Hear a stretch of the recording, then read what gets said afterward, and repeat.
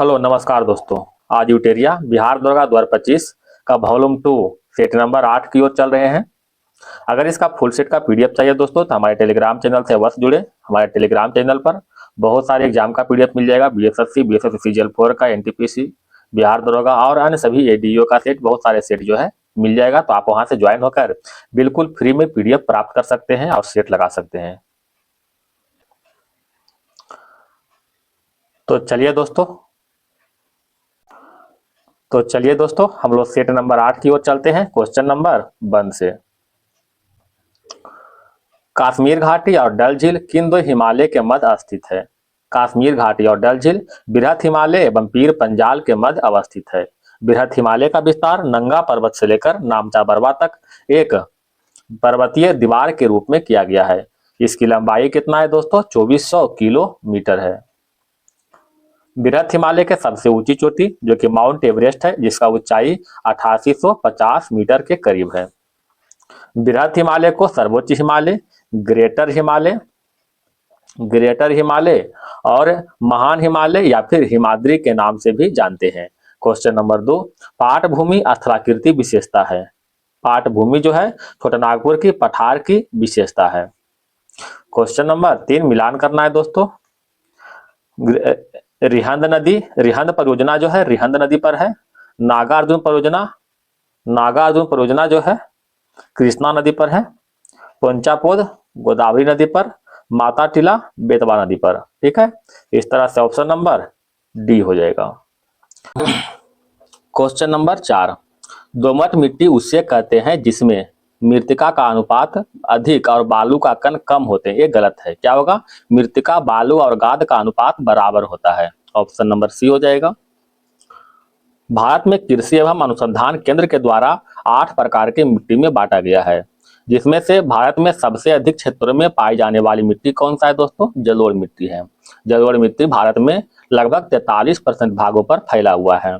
इसके बाद लाल मिट्टी आता है। लाल मिट्टी जो है 18% भागों पर। इसके बाद काली मिट्टी 15% भाग पर। इसके बाद आता है लेटेराइट मिट्टी। क्वेश्चन नंबर 5 की ओर, भारत के किस राज्य में सागौन वन का अधिक संकेंद्रण है? तो सबसे अधिक सागौन वन मध्य प्रदेश में है। ऑप्शन नंबर डी हो जाएगा। सागौन वन का सबसे अधिक जमाव मध्य प्रदेश में पाया जाता है।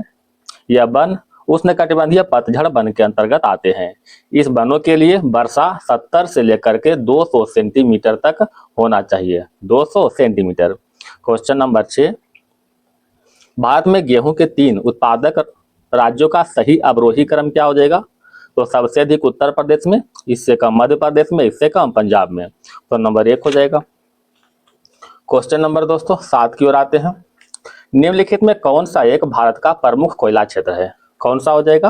रानीगंज, झरिया और बोकारो, ये सभी जो है भारत के कोयला क्षेत्र। लेकिन कहता है कौन सा कोयला क्षेत्र नहीं है?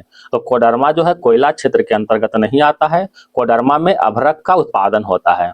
ठीक है, अभ्रक का उत्पादन। अभ्रक का मुख्य अयस्क कौन है? तो इसका मुख्य अयस्क जो है पिग्माटाइट।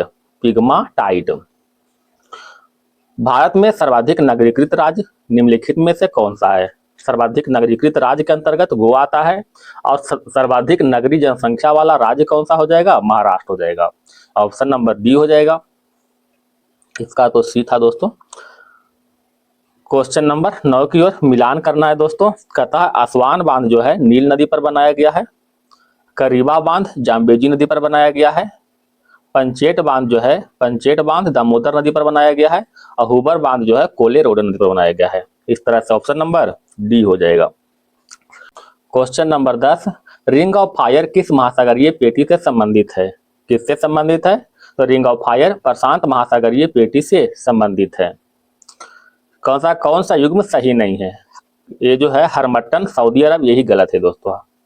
हरमट्टन जो है सहारा रेगिस्तान में चलता है। सहारा रेगिस्तान की ओर चलता है। ठीक है, चिनूक यूएसए में, ब्रिक फिल्टर ऑस्ट्रेलिया में, और फॉन जो है स्विट्जरलैंड में।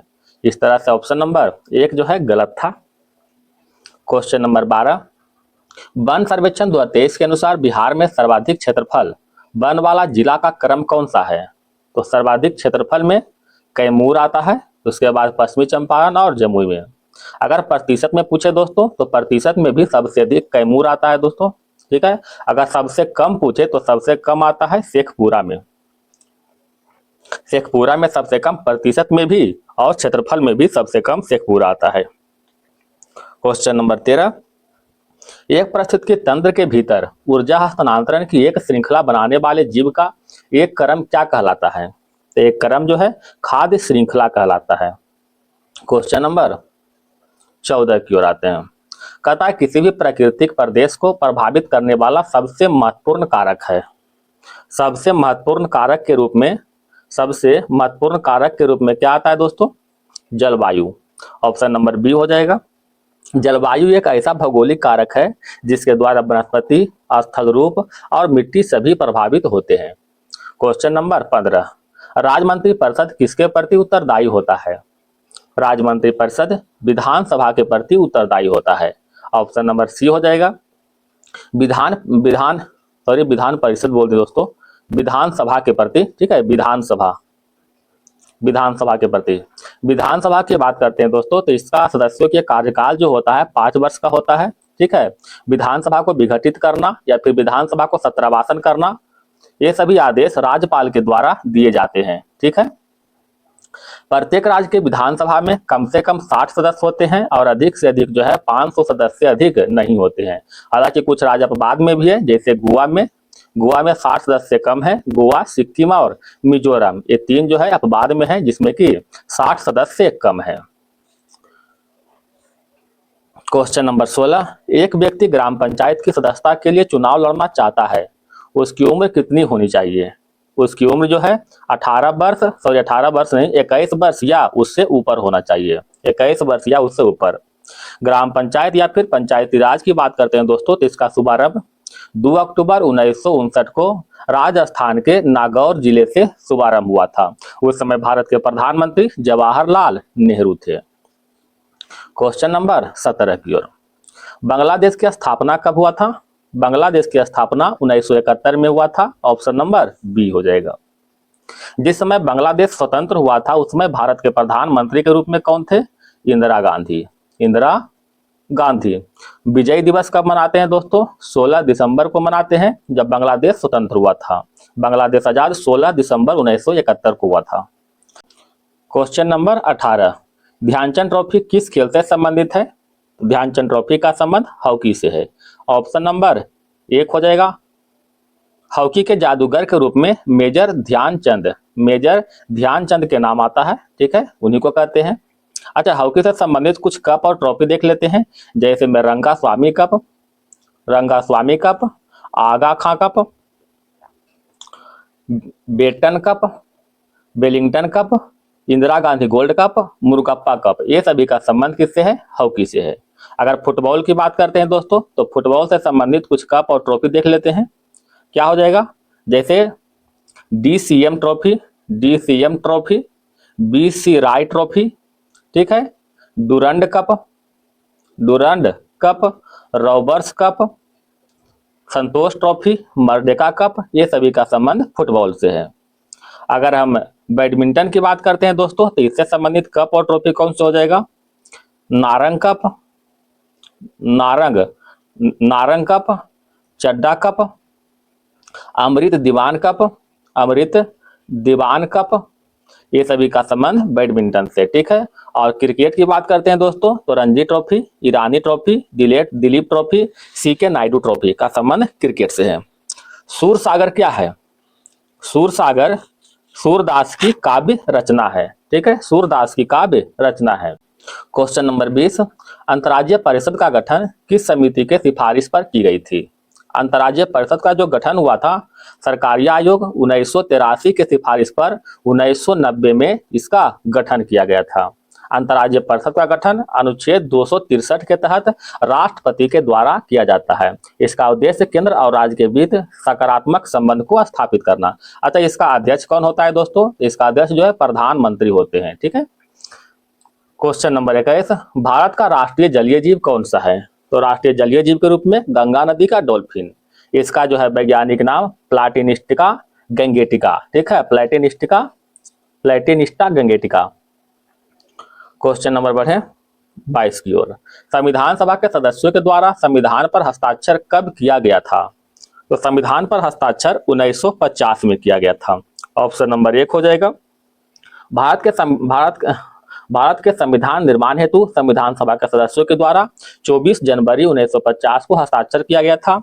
उस समय टोटल जो है उसमें 284 सदस्य के द्वारा जो है हस्ताक्षर किए गए थे। बताइएगा दोस्तों, भारत का राष्ट्रीय ध्वज जो है उसको कब अपनाया गया था? तो उसको जो है 22 जुलाई 1947 को अपनाया गया था। भारत का राष्ट्रीय गान और राष्ट्रीय गीत को कब अपनाया गया था? तो दोनों को 24 जनवरी 1950 को अपनाया गया था, राष्ट्रीय गान या फिर राष्ट्रीय गीत को। राष्ट्रमंडल में भारत जो है अपनी सदस्यता कब प्राप्त किया था? तो 1949 में। क्वेश्चन नंबर 23, सरकार के वित्तीय खर्चे पर अंतिम टिप्पणी कौन करता है? सरकार के वित्तीय खर्चे पर अंतिम टिप्पणी नियंत्रक महालेखा परीक्षक करता है, जिसे हम लोग CAG के नाम से जानते हैं। CAG का उल्लेख भारतीय संविधान का अनुच्छेद 148 से लेकर के 151 तक किया गया है। ठीक है।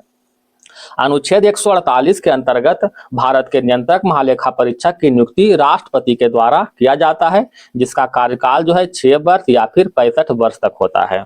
ठीक है। नियंत्रक महालेखा परीक्षक सार्वजनिक धन का संरक्षक होता है।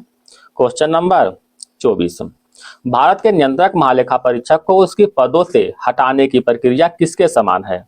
किसके समान है दोस्तों?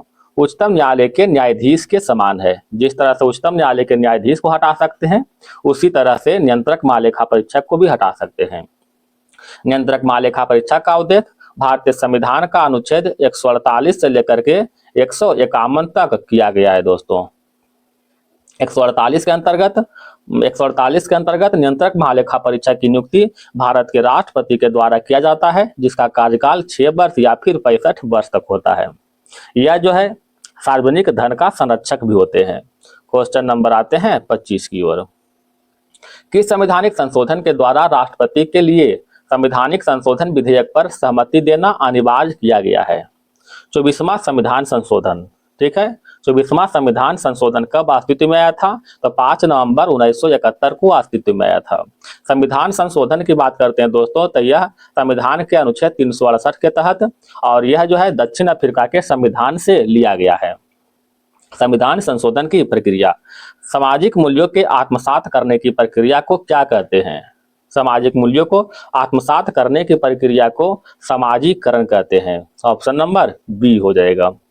क्वेश्चन नंबर 27, भारत में जल प्रदूषण को रोकथाम और नियंत्रक अधिनियम किस वर्ष पारित किया गया? तो जल प्रदूषण नियंत्रक रोकथाम अधिनियम जो है 1974 में पारित किया गया था। ऑप्शन नंबर डी हो जाएगा। वायु प्रदूषण रोकथाम नियंत्रक अधिनियम कब आया था दोस्तों? 1981 में आया था। ठीक है। जल प्रदूषण 1974, वायु प्रदूषण 1981 में। पर्यावरण संरक्षण अधिनियम कब आया था? 1976 में। और वन जीव संरक्षण अधिनियम जो है 1972 में आया था। और वन संरक्षण अधिनियम कब आया था? 1980 में आया था। वन जीव 72 और वन संरक्षण 1980 में। क्वेश्चन नंबर 28, भारत में संघीय न्यायालय की स्थापना किस अधिनियम रिपोर्ट के द्वारा की गई? तो भारत में संघीय न्यायालय की स्थापना भारत सरकार अधिनियम 1935 के तहत 1937 में किया गया था, जिसे हम लोग कहते हैं फेडरल कोर्ट, संघीय न्यायालय। भारत सरकार अधिनियम 1909 के तहत जो है मुसलमानों को अलग निर्वाचन व्यवस्था का प्रावधान किया गया था। भारत सरकार अधिनियम 1919 के द्वारा प्रांतों में द्वैध शासन को लगाया गया था। क्वेश्चन नंबर आते हैं दोस्तों 29 की ओर। राज्यसभा के सदस्यों के चुनाव की प्रक्रिया ग्रहण की गई है। राज्यसभा के सदस्यों के चुनाव की प्रक्रिया जो है दक्षिण अफ्रीका के संविधान से लिया गया है। दक्षिण अफ्रीका के संविधान से संविधान संशोधन की प्रक्रिया भी लिया गया है। संविधान संशोधन, ठीक है, जो कि अनुच्छेद 368 में निहित है। जापान के संविधान से विधि द्वारा स्थापित प्रक्रिया लिया गया है। विधि द्वारा स्थापित प्रक्रिया को लिया गया है। यूएसए के द्वारा जो है प्रस्तावना लिया गया है। प्रस्तावना मौलिक अधिकार लिया गया है दोस्तों। न्यायिक पुनर्वलोकन, संविधान का सर्वोच्चता, राष्ट्रपति पर जो महाभियोग लगाते हैं वो भी लिया गया है। आयरलैंड के संविधान से नीति निर्देशक तत्व, जिसे हम लोग डीपीएसपी कहते हैं, राष्ट्रपति के निर्वाचक मंडल की व्यवस्था लिया गया है। राष्ट्रपति जो है राज्यसभा में 12 सदस्य को नियुक्त करता है। कला विज्ञान साहित्य के क्षेत्र में वो भी आयरलैंड के संविधान से ही लिया गया है। क्वेश्चन नंबर आते हैं 30 की ओर। भारत में वरीयता का सही क्रम चुने। तो वरीयता का सही क्रम राष्ट्रपति, उपराष्ट्रपति, प्रधानमंत्री, भूतपूर्व राष्ट्रपति और भारत के मुख्य न्यायाधीश। भारत में प्रथम लोकपाल बिल कब पेश किया गया था? प्रथम लोकपाल बिल 1968 में पेश किया गया था। पहली बार लोकपाल बिल जो है 1966 में मोरारजी देसाई की अध्यक्षता में प्रशासनिक सुधार आयोग ने लोकपाल बिल का गठन भी किया था। ठीक है, बताइएगा दोस्तों, सर्वप्रथम लोकायुक्त का गठन कब हुआ था? तो 1971 में हुआ था, महाराष्ट्र में। पहले लोकपाल कौन बने हैं? पिनाकी चंद्र घोष बने हैं। वर्तमान में अजय मानिकराव खानविलकर लोकपाल के अध्यक्ष के रूप में नियुक्त हैं। क्वेश्चन नंबर 32, मौलिक अधिकार का उल्लंघन है। कहता शराब पर प्रतिबंध, न्यूनतम मजदूरी न देना, ये जो है मौलिक अधिकार का उल्लंघन है। जो न्यूनतम मजदूरी जो भी है उसको देना पड़ेगा, और नहीं तो अगर नहीं देगा तो मौलिक अधिकार का वो उल्लंघन कर रहा है। ठीक है, क्वेश्चन नंबर 33 की ओर आते हैं। निम्नलिखित यात्री किस क्रम में भारत आया था? तो फाहियान के बारे में देखते हैं दोस्तों। अच्छा, पहले सर टॉमस रो के बारे में देखते हैं। ठीक है, सर टॉमस रो कहता है दोस्तों, सर टॉमस रो आया था जहांगीर के शासनकाल में। जहांगीर के शासनकाल में आया था। कब आया था? 1615 में आया था। अगर फाहियान की बात करते हैं दोस्तों तो यह 399 एडी में आया था, चंद्रगुप्त द्वितीय के काल में। ठीक है, हेनसांग आया था हर्षवर्धन के काल में आया था। ये कब आया था दोस्तों? 629 एडी में आया था। तो अब आप देख सकते हैं ऑप्शन नंबर क्या हो जाएगा? सी हो जाएगा, यानी पहले फाहियान, फिर हेनसांग, उसके बाद सर टॉमस रो। आइए क्वेश्चन नंबर 34 की ओर। निम्नलिखित में किस शासक के दरबार में बहुत से विद्वान को नवरत्न के रूप में अलंकृत किया गया था? तो नवरत्न के रूप में चंद्रगुप्त द्वितीय के दरबार में किया गया था।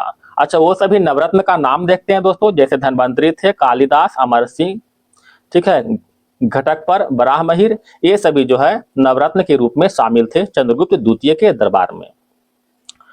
अकबर के दरबार में भी नवरत्न था दोस्तों। एक था शिवाजी के दरबार में जो रहते थे उसे अष्ट प्रधान कहते थे। ठीक है, शिवाजी के दरबार में अष्ट प्रधान, और कृष्णदेव राय के दरबार में अष्ट दिग्गज रहते थे।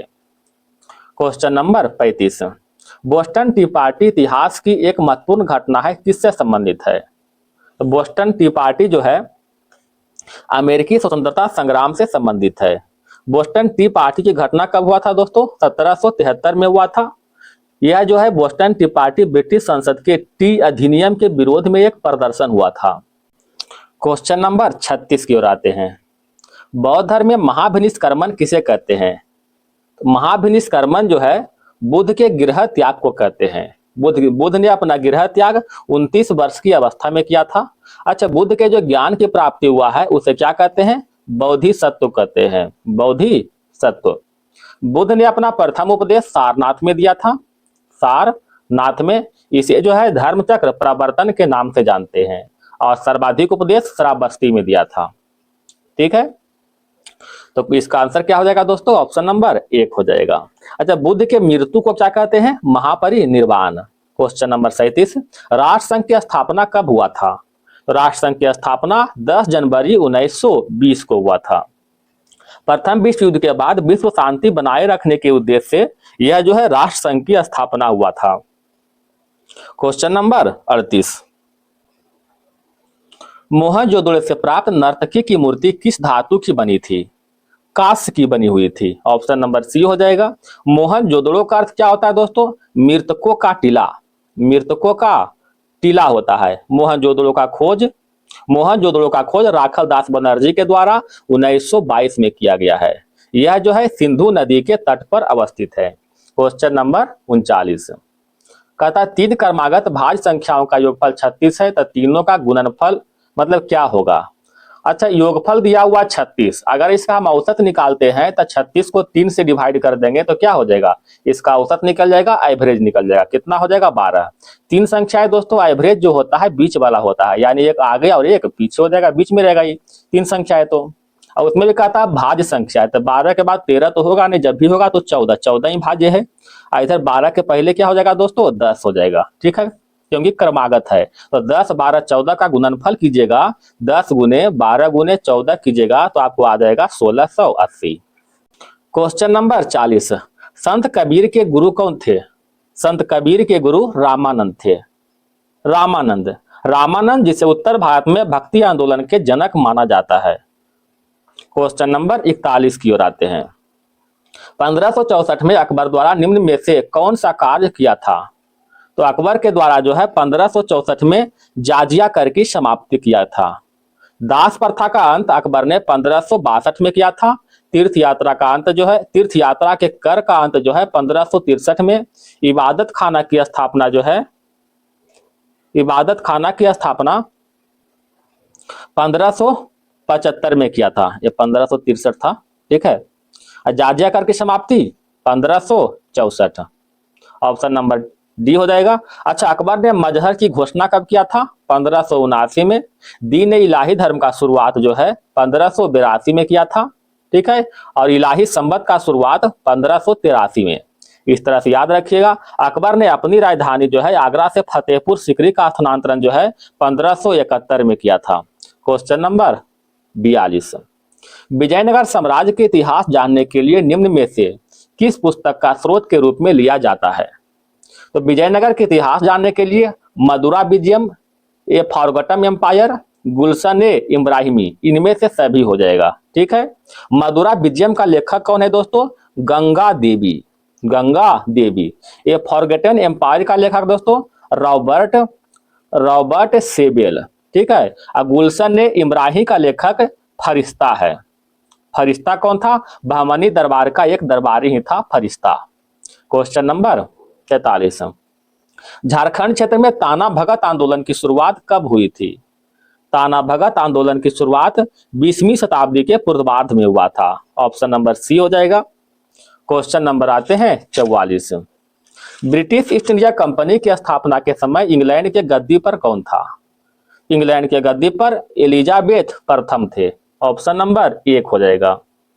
महारानी एलिजाबेथ प्रथम के शासनकाल 1558 से लेकर के 1603 तक चला है। ब्रिटिश ईस्ट इंडिया कंपनी के जब स्थापना हुआ था तो उस समय भारत में किसका शासन था? तो उस समय जो है भारत में अकबर का शासन था, ठीक है, अकबर का। भारत में शासन करने वाले शासकों का काल अनुक्रम सही क्रम क्या है? तो सही क्रम लाना है दोस्तों। अच्छा, इल्तुतमिश के शासनकाल जो है 1210 से लेकर के जो है 1236 तक चला है। अलाउद्दीन खिलजी के शासनकाल 1296 से लेकर के 1316 तक। अकबर के शासनकाल जो है, अकबर के शासनकाल 1556 से लेकर के 1605 तक चला था। और शेर शाह सूरी के शासनकाल 1540 से लेकर के 1545 तक चला है। अब आप इसको क्रम में सजा सकते हैं दोस्तों, क्या हो जाएगा बताइएगा, option number B. Question number आते हैं 45 की ओर। भगत सिंह और बटुकेश्वर दत्त ने दिल्ली केंद्रीय विधानसभा में बम फेंका, वे किसका विरोध कर रहे थे? वे trade dispute bill and public safety bill का विरोध कर रहा था। भगत सिंह और बटुकेश्वर दत्त ने 8 अप्रैल 1929 को केंद्रीय विधानसभा में जो है बम फेंका था। यह बम वास्तविक नहीं था दोस्तों, एक धुआं वाला बम था जिसे कहते हैं स्मोक बम था, ठीक है। इस बम फेंकने का उद्देश्य क्या था कि इसको जो है सरकार तक अपनी आवाज को पहुंचाना। क्वेश्चन नंबर 47, सन 1931 में बिहार समाजवादी पार्टी का गठन किसने किया था? तो बिहार समाजवादी पार्टी का गठन फूलन प्रसाद वर्मा, रामवृक्ष बेनीपुरी, गंगा शरण सिंह के द्वारा किया गया था, ऑप्शन नंबर डी हो जाएगा। क्वेश्चन नंबर आते हैं दोस्तों 48 की ओर। 20 फरवरी 1947 को प्रधानमंत्री इटली ने भारत से ब्रिटिश शासन को कब तक वापस लेने की घोषणा की? तो भारत से ब्रिटिश शासन को 20 फरवरी जून 1948 तक लेने की घोषणा किया था, ऑप्शन नंबर सी हो जाएगा। 20 फरवरी 1947 को प्रधानमंत्री इटली ने भारत में ब्रिटिश शासन को जून 1948 तक वापस लेने की घोषणा किया था।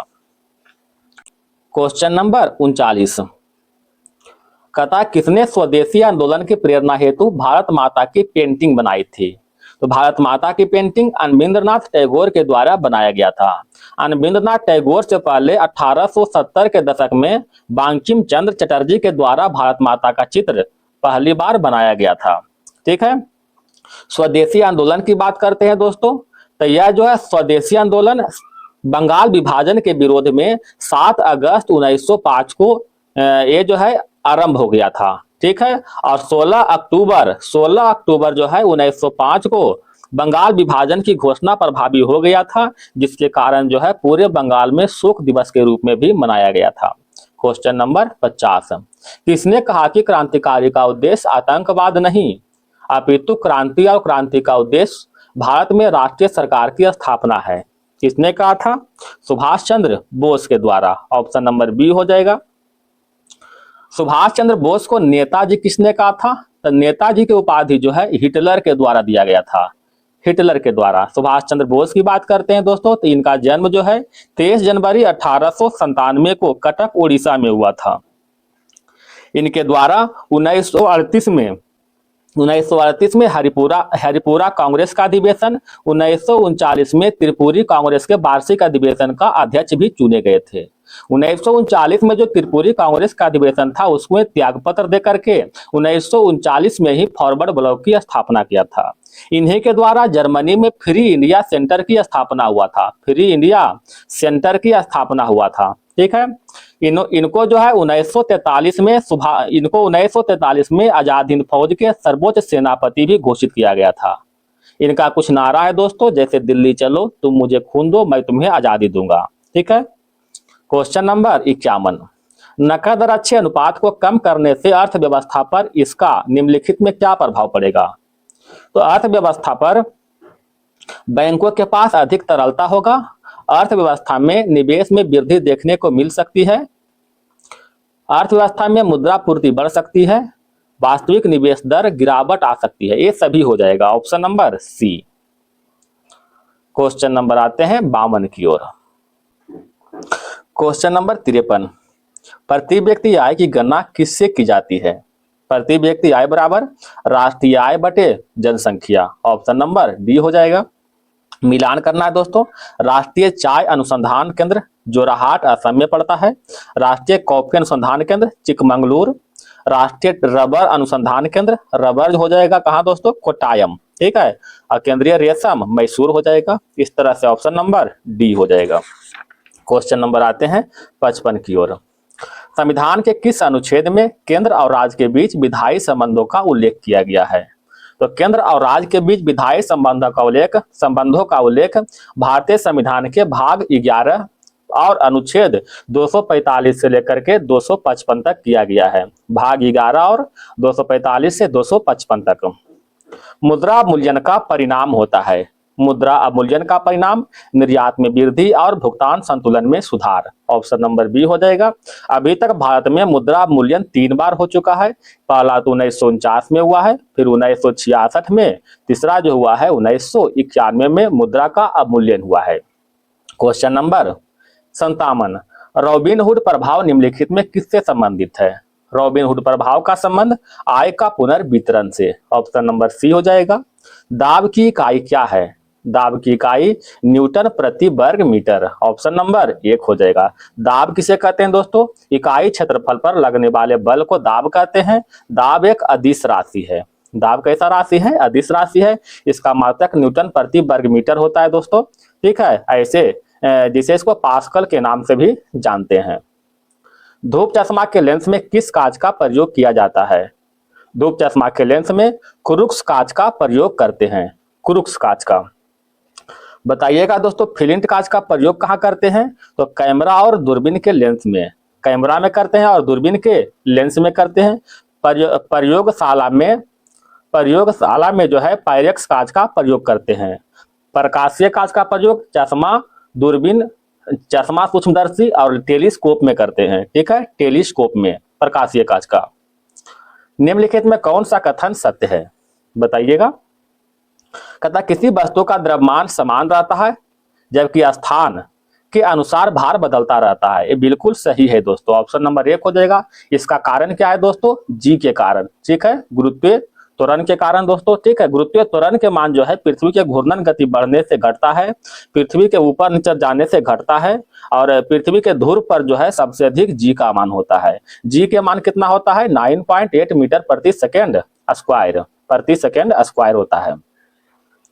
क्वेश्चन नंबर आते हैं 61 की ओर। कौन सा असत्य है? कहता है हेलिना जो है स्कॉर्पियन श्रेणी के पनडुब्बी है। ये गलत है दोनों, ठीक है। ये जो हेलिना क्या है दोस्तों? भारत में विकसित टैंक रोधी मिसाइल है, टैंक रोधी मिसाइल है, ठीक है। एक बराक क्या है दोस्तों? बराक जो सरफेस टू एयर मिसाइल है, सही है। पिनाक जो है रॉकेट है, ये भी सही दोस्तों।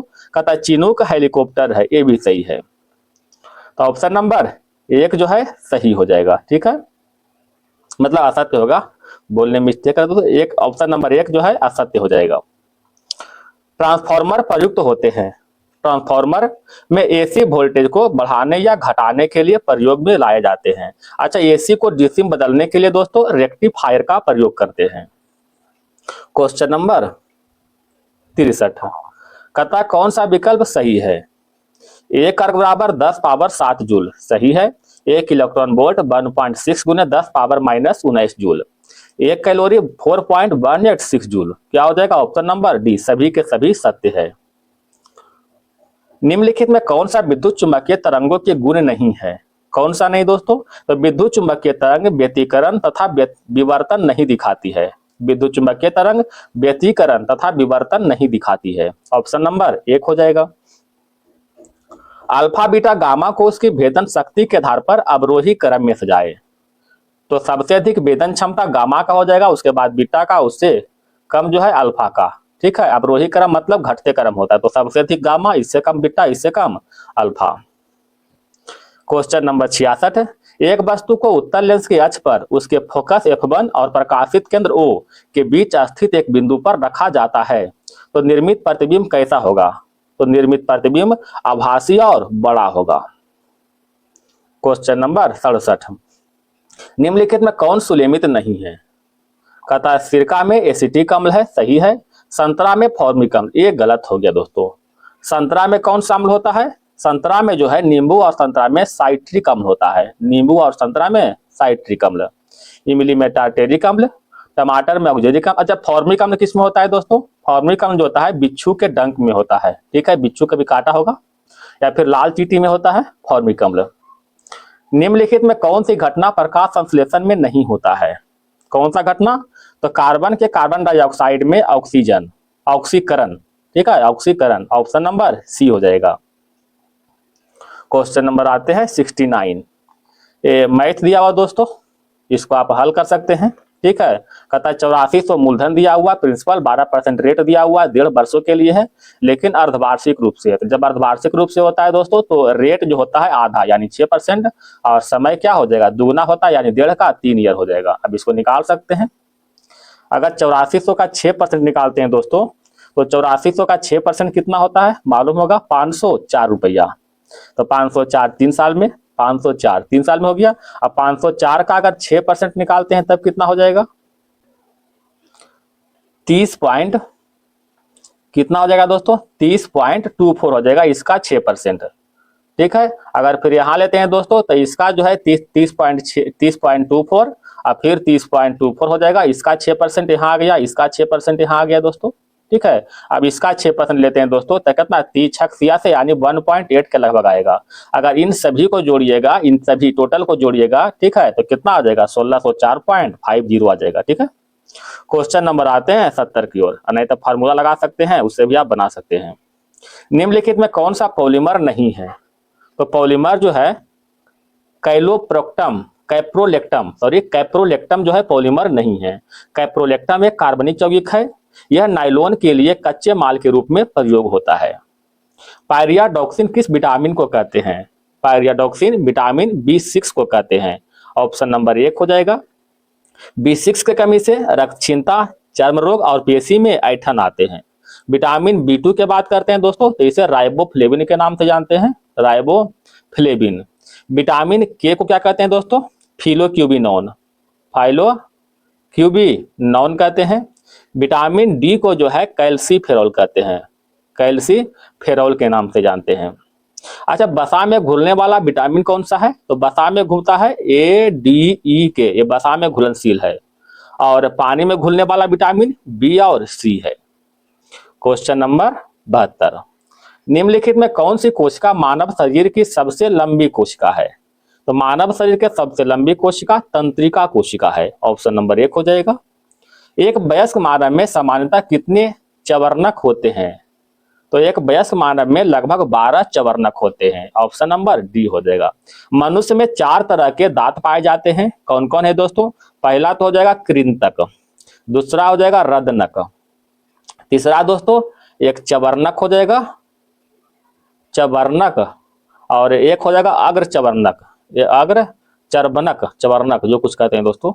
ये 4 तरह के दांत पाए जाते हैं। कृंतक जो है काटने के लिए, ठीक है, कुतरने के लिए, रदनक जो है चीरने और फाड़ने के लिए, और चवर्णक और अग्र चवर्णक जो है दोनों चबाने के लिए प्रयोग में लाए जाते हैं। क्वेश्चन नंबर 74 मिलान करना है दोस्तों। कहता है जनन ग्रंथि, इससे जो है प्रोजेस्टेरोन हार्मोन का स्राव होता है। इंसुलिन का स्राव जो है अग्नाशय से होता है। वृद्धि हार्मोन का स्राव पीयूष ग्रंथि से होता है। और कार्टिसोल का स्राव जो है अधिवृक्क से होता है। ऑप्शन नंबर सी हो जाएगा। क्वेश्चन नंबर आते हैं 75, एथलीट फुट बीमारी होती है, किससे होती है दोस्तों? फफूंद से होता है। निम्नलिखित में कौन सा रूपांतरित तना है? रूपांतरित तना के रूप में आलू आएगा। फिर मैथ आ गया दोस्तों। कहता है नाव की चाल दिया हुआ है स्थिर पानी में 9 किलोमीटर प्रति घंटा, ठीक है, और धारा की चाल दिया हुआ है 6 किलोमीटर प्रति घंटा। अगर धारा के दिशा में नाव की चाल जोड़ते हैं दोस्तों तो 9 + 6 15 किलोमीटर प्रति घंटा। अगर धारा के अपोजिट नाव के चाल जोड़ते हैं तो 9 में से 6 गया 3 किलोमीटर प्रति घंटा। अब यहाँ क्या पूछ रहा है दोस्तों? 1 सेकेंड भाग गया। यहाँ पूछ रहा है, कहता है धारा के विपरीत 45 किलोमीटर प्रारंभिक बिंदु पर वापस आता है। तो धारा के विपरीत 45 जाता है दोस्तों, तो 45 जाने का धारा का विपरीत जो है 3 किलोमीटर प्रति घंटा था, तो इसमें 45 से डिवाइड करेंगे तो कितना हो जाएगा? 15 घंटा हो जाएगा। अगर इसको 45 में डिवाइड करेंगे तो कितना हो जाएगा दोस्तों? 45/15 करेंगे तो 3 हो जाएगा। तो 15 + 3 18 घंटा का समय लगेगा। क्वेश्चन नंबर आते हैं 78, डायनमो का कार्य क्या है? डायनमो का कार्य यांत्रिक ऊर्जा को विद्युत ऊर्जा में परिवर्तित करना, ठीक है। विद्युत ऊर्जा को यांत्रिक ऊर्जा में परिवर्तित कौन करता है दोस्तों? विद्युत मोटर, ठीक है।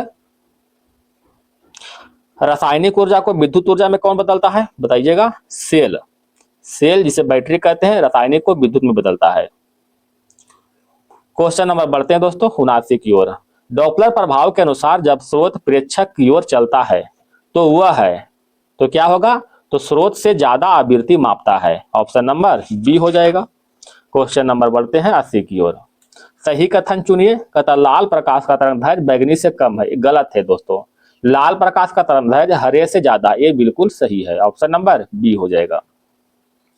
ओम के नियम के अनुसार यदि करंट बढ़ता है, यदि करंट आई बढ़ता है और विभवांतर स्थिर रहेगा तो क्या होगा? अच्छा, V बराबर क्या होता है? I × R हो जाएगा। कहता विभवांतर स्थिर होगा, विभवांतर को हम बढ़ा घटा नहीं सकते, जो है स्थिर है। यहाँ जो कहता है I के मान बढ़ाएंगे, जब I के मान बढ़ाएंगे तो ये भी तो बढ़ जाएगा। तो इसको स्थिर रखने के लिए क्या करेंगे? इसका मान जो है घटाना पड़ेगा, तब जो स्थिर रहेगा, ठीक है। मान लिया हाँ I का मान पहले से 2 है, ठीक है, इधर R है।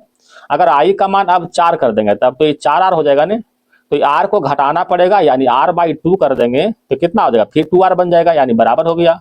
यानी R के मान कम करना पड़ेगा, विभवांतर घटाना पड़ जाएगा। विभवांतर दोस्तों सॉरी रेजिस्टेंस, प्रतिरोध जो है घटाना पड़ जाएगा, ठीक है। क्वेश्चन नंबर आते हैं 82। हाल ही में भारत का पहला ऑयल पाम प्रसंस्करण इकाई निम्नलिखित में किस राज्य में स्थापित किया गया है? ऑयल पाम प्रसंस्करण इकाई जो है अरुणाचल प्रदेश में स्थापित किया गया है, ठीक है। हाल ही में रेलवे बोर्ड की पहली महिला अध्यक्ष किसे नियुक्त किया गया है? रेलवे बोर्ड की पहली महिला अध्यक्ष जया वर्मा सिन्हा को नियुक्त किया गया है। अगर गीता राणा की बात करते हैं दोस्तों तो यह लद्दाख में सेना की पहली महिला अफसर थी, गीता राणा। आरती सरीन कौन है? तो पहली महिला महानिदेशक सशस्त्र चिकित्सा बल का पहली महिला महानिदेशक आरती सरीन है। अगर हम सुप्रीता सिटी की बात करते हैं दोस्तों तो सियाचिन ग्लेशियर में तैनात वायु रक्षा कोर की पहली महिला अधिकारी है सुप्रीता सिटी। ऑप्शन नंबर क्या हो जाएगा? बी हो जाएगा दोस्तों। ठीक है, बी। क्वेश्चन नंबर आते हैं 84 की ओर। हरित अमोनिया निर्यात के लिए समझौता भारत और किस देश के बीच मध्य हुआ था? तो हरित अमोनिया निर्यात के लिए समझौता जो है जापान के मध्य हुआ था। ऑप्शन नंबर 1 हो जाएगा। 2025 में कितने व्यक्ति को पद्म विभूषण प्रदान किया गया? तो पद्म विभूषण से 7 व्यक्ति को प्रदान किया गया। पद्म पुरस्कार की बात करते हैं दोस्तों, तो पद्म पुरस्कार टोटल 139 व्यक्ति को मिला है, जिसमें 7 पद्म विभूषण, 19 पद्म भूषण और प्लस में 113 जो है पद्म श्री से सम्मानित किया गया था। इसमें से 23 जो है फीमेल है, महिला है, 10 जो है विदेशी है, ठीक है, और 13 जो है मरणोपरांत को ये सब पुरस्कार दिया गया था। 23 महिला, 10 विदेशी और 13 मरणोपरांत को पुरस्कार दिया गया था। क्वेश्चन नंबर आते हैं 86। 20वां एशियाई खेल 2026 का आयोजन किस स्थान पर किया जाएगा? 20वां एशियाई खेल 2026 का आयोजन नागोया में। ऑप्शन नंबर 1 हो जाएगा। अगर 21वां पूछे दोस्तों, 21वां एशियाई खेल 2030 का आयोजन, तो यह हो जाएगा दोहा के कतर में। ठीक है, दोहा कतर में। 22वां एशियाई खेल 2034 का आयोजन कहाँ होगा? रियाद सऊदी अरब में। रियाद सऊदी अरब में। अच्छा, 23वां राष्ट्रमंडल खेल 2026 का आयोजन कहाँ होगा? स्कॉटलैंड के ग्लासगो शहर में। 34वां ग्रीष्मकालीन ओलंपिक 2028 का आयोजन लॉस एंजलिस में किया जाएगा। 35वां ग्रीष्मकालीन ओलंपिक 2032 का आयोजन ब्रिस्बर्न ऑस्ट्रेलिया में किया जाएगा। Question number 87। भारतीय ओलंपिक संघ की पहली महिला अध्यक्ष किसे नियुक्त किया गया? भारतीय ओलंपिक संघ की पहली महिला अध्यक्ष के रूप में पीटी उषा को नियुक्त किया गया है।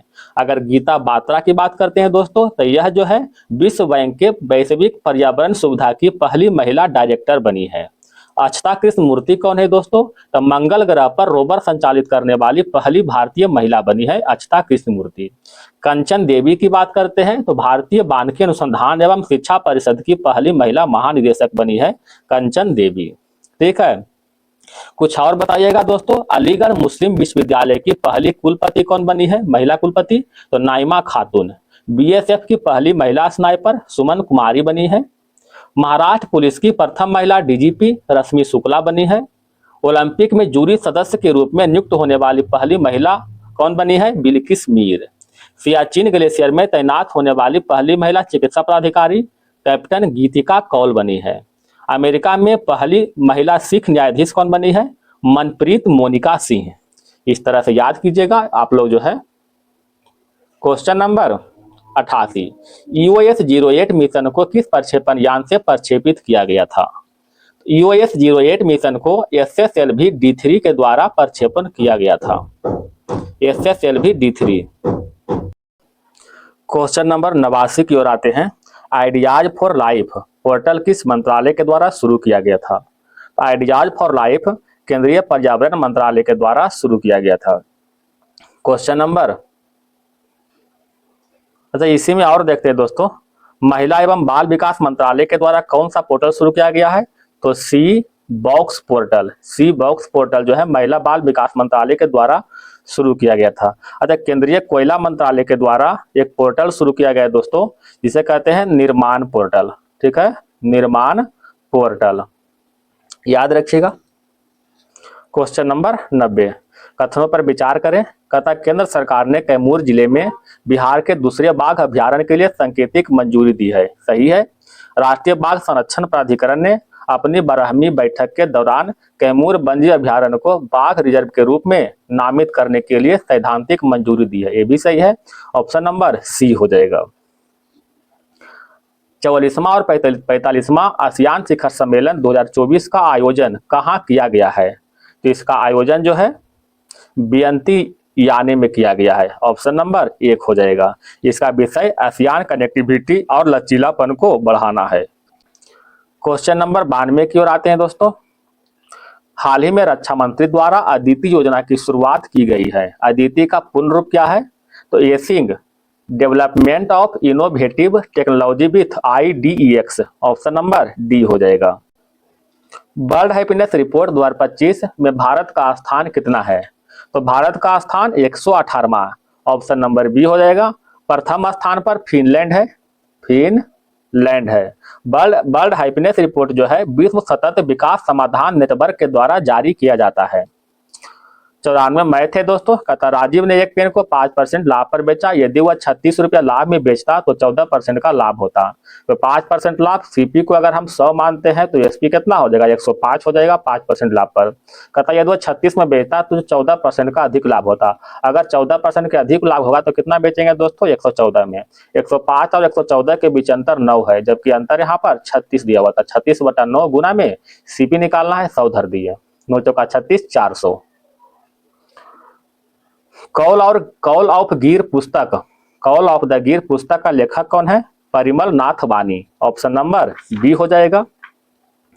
सज्जन के विपरीतार्थक शब्द क्या होगा, सज्जन का विपरीतार्थक दुर्जन हो जाएगा। ऑप्शन नंबर डी हो जाएगा।